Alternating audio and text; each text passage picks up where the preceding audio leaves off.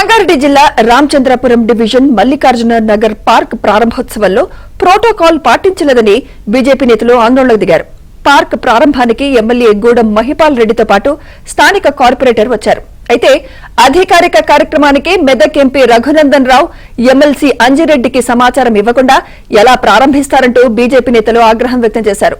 Corporator Pushpa భర్త నగేష్ ఏ హోదాలో MLA పక్కన కూర్చున్నారని నిలదీశారు.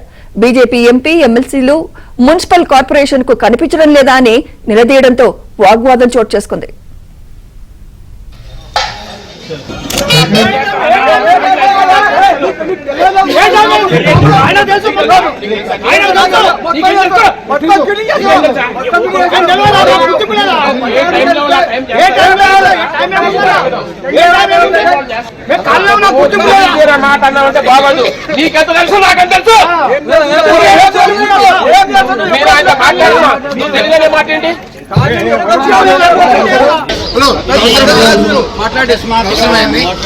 మీరు కాదండి కమిషనర్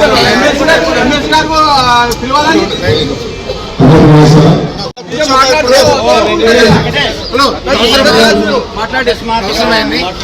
మీరు కాదండి కమిషనర్